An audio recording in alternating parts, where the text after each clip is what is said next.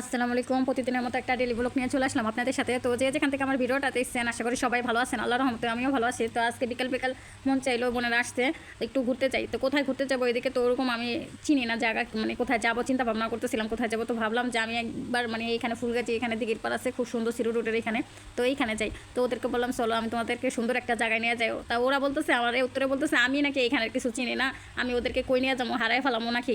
বলেন এটা কোনো কথা? শ্বশুরবাড়ি এলাকা একটু হলেও তো চিনার কথা আমার, তাই না?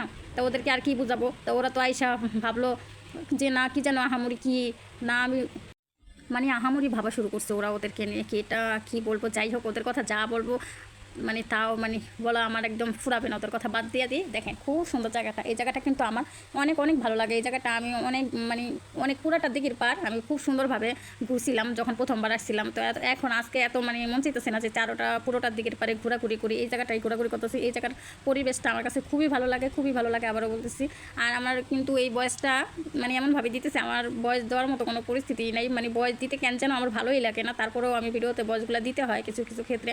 আর আমার বয়সগুলো একদম বাজে আসে, জানি না আপনাদের কাছে কেমন আসে। আমার নিজেরটা আমি নিজে কেন বললাম, আসলে আমার কীরকম থমকে যায় বয়স দিতে গেলে, কি মানে উল্টাপাল্টা কথা আইসা পড়ে, এছাড়া মানে ভালো লাগে না, কীরকম মনে হয় না যে সুন্দর আসবে, তারপরেও দিতে হয়। যাই হোক, ভুলটুটু হয়ে থাকলে অবশ্যই সবাই ক্ষমা দৃষ্টিতে দেখবেন। আর এইখানে এই যে আমি একটু দুষ্টামি করতেছিলাম, এত সুন্দর বাতাস এইখান থেকে নামতেছে, ও বলতেছে আমার বোনে বলতেছে এখান থেকে আমি যেন একটু সুন্দরভাবে একটু নামি ঢং করে। তা আমি বলছি আমার পক্ষে তো ঢং করা সম্ভব না, তোরা ঢং করে নাম। তাও দুষ্টামি করাতে অনেকটা আমি একটু সিটগুলো একটু মানে জলদি জলদি করে নামছিলাম। তো আমার পিছু পিছু ছিল ওর জামাই, কিন্তু আমার ক্যামেরাম্যান আজকের। আর এই শ্রীপুর যে দিঘির পাড়টা কার কার ভালো লাগে, যারা এখানে গেছেন তারা তো জানেন, এটা কিন্তু আসলে বাস্তবে অনেকটা সুন্দর। জানি না মোবাইলে কতটা সুন্দর মনে হইতেছে, আমার কাছে খুবই ভালো লাগছে। গ্রামের ভিতরে এরকম সুন্দর একটা জায়গা আমার কাছে খুবই ভালো লাগতেছে। আমি দুষ্টামি করে পানি নাড়াচাড়া করতেছিলাম, আমার বোন জামাইকে আর কি দিয়ে দিচ্ছি। তো বলতেছে আপু এটা ঠিক করে নাই, কী ঠিক করে নাই? বলেন ঘুরতে এসে যদি একটু দুষ্টামি না করা যায় সেটা কোনো ঘোরা হলো নাকি? তো এখান থেকে হাঁটতে হাঁটতে এত পরিমাণে মানুষ ছিল, এত পরিমাণে মানুষ ছিল। আজকে শুক্রবার, আমরা ভুলেই গেছি আজকে শুক্রবার। আসরের পরে তো আয়সা বলতেছে আল্লাহ আজকে তো শুক্রবার, এত পরিমাণে মানুষ, ওই সাইডটা তো যাওয়ার প্রশ্নই ওঠে না, মানে প্রচুর পরিমাণে মানুষ এখানে। যেহেতু সুন্দর একটা পরিবেশ, সবাই আসে এখানে, আয়সা সবাই ভিডিও বানায়, এর জন্য অনেক অনেক মানুষ আসছিলো এখানে চারপাশ থেকে। যেহেতু আমরা বলছিলাম আপনারা একটু সরে যান, আমি একটু ভিডিও বানাই, সবাই তো আর ক্যামেরার সামনে আসতে চায় না।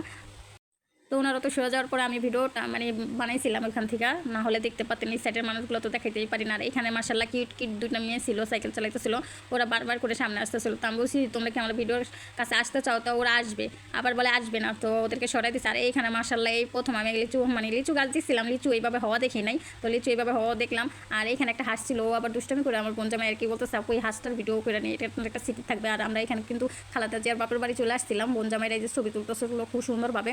তো ওরা দুষ্টামি করতেছে যে আপনিও একটু ছবি তুলে নেন, আমিও অনেকটা ছবি তুলছি এখান থেকে। তো যাই হোক, ঘোরাঘুরি শেষ করে এখন কিন্তু এই যে বাড়িতে চলে যাইতেছি। এই রাস্তার পরিবেশটা খুবই সুন্দর ছিল।